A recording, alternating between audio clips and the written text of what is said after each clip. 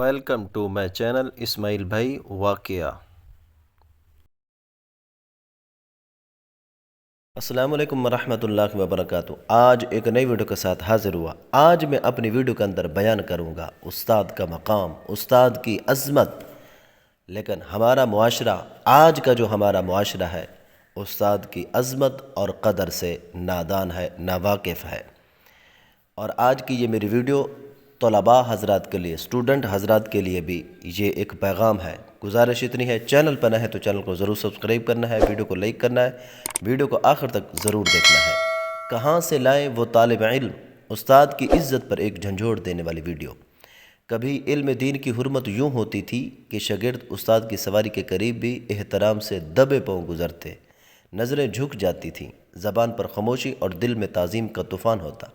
استاد کی جوتی تک مقدس سمجھی جاتی اور شاگرد اپنی قسمت پر ناز کرتا کہ اسے ایک ایسے شخص سے نسبت حاصل ہے جس کے ذریعے اسے دین کے انمول موتی میسر آ رہے ہیں۔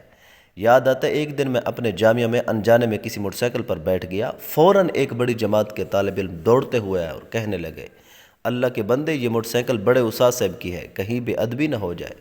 کیا منظر تھا، دل جھوم اٹھا، آنکھیں بھیگ گئیں۔ یہ وہ شاگرد تھے جنہوں نے ادب کے خمیر سے سیکھا، جنہیں معلوم تھا کہ علم صرف کتابوں سے نہیں، استاد کی نگاہ، دعا اور ادب سے منتقل ہوتا ہے۔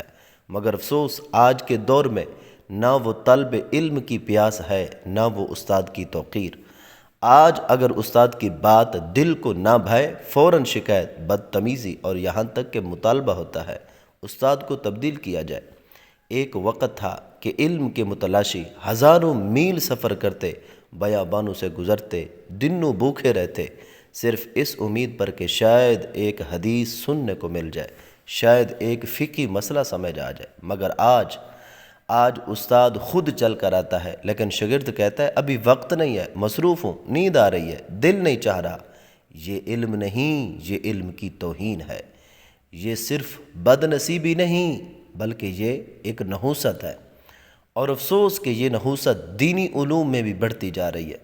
جہاں کبھی ادب، اخلاص، عاجزی اور قربانی کا چراغ جلتا تھا، آج وہاں ناشکری، شکایت اور غرور کی آگ جلنے لگی ہے۔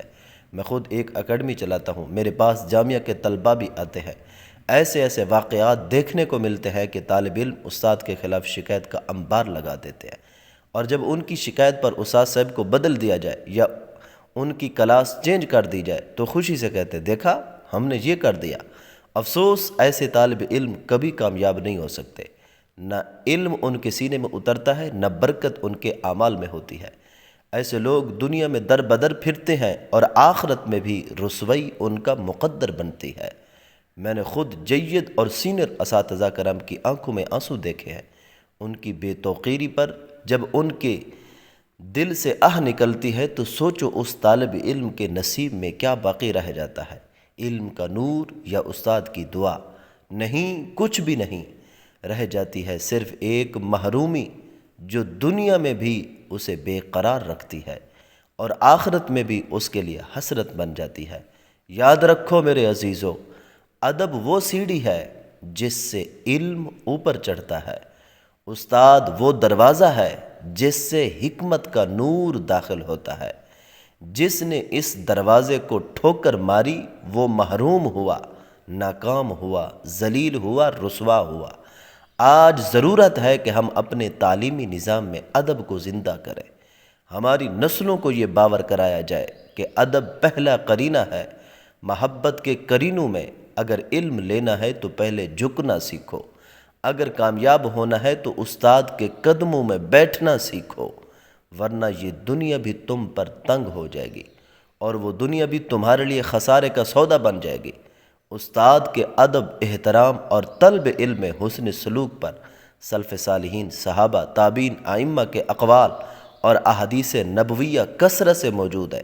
چند مستند اقوال اور احادیث پیش کیے جا رہے ہیں۔ حضور نبی کریم صلی اللہ علیہ وسلم کی احادیث میں سے ایک حدیث مبارکہ ہے، سنن ابی داؤد کے اندر یہ حدیث پاک موجود ہے۔ آپ علیہ الصلوۃ والسلام نے فرمایا، وہ ہم میں سے نہیں جو ہمارے بڑوں کا احترام نہ کرے، ہمارے چھوٹوں پر رحم نہ کرے اور ہمارے عالم کے حق کو نہ پہچانے۔ دوسری حدیث حضور نبی کریم صلی اللہ علیہ وسلم کے فرمان میں سے ایک فرمان، علماء انبیاء کے وارث ہیں، اور انبیاء نے دینار اور درہم کی وراثت نہیں چھوڑی بلکہ علم کی وراثت چھوڑی۔ جس نے اسے حاصل کیا اس نے بہت بڑی نصیب مندی حاصل کی۔ اقوال سلف۔ نمبر 1، امام شافعی رحمۃ اللہ تعالی علیہ۔ میں اپنے استاد کے سامنے کتاب بھی آہستہ الٹتا تھا تاکہ ورق پلٹنے کی آواز بھی ان کی بے ادبی نہ ہو۔ امام مالک رحمۃ اللہ علیہ، میں جب بھی حدیث بیان کرتا تو غسل کر کے خوشبو لگا کر ادب سے بیٹھتا جیسے اللہ کے رسول صلی اللہ علیہ وسلم کے سامنے بیٹھا ہوں۔ امام اعظم ابو حنیفہ، میں اپنے استاد حماد بن ابی سلیمان کے دروازے کی طرف پاؤں نہیں کرتا تھا حالانکہ میرے گھر اور ان کے درمیان 7 گلیاں تھیں۔ عبداللہ بن عباس رضی اللہ تعالیٰ عنہما، میں کبھی علم کے لیے اس حد تک جھکتا کہ اگر استاد وضو کر رہے ہوں تو ان کے پانی کے قطرے زمین پر گرنے سے پہلے میں چوم لیتا۔ یہ اقوال اور احادیث واضح کرتے ہیں کہ علم ادب کے بغیر منتقل نہیں ہوتا۔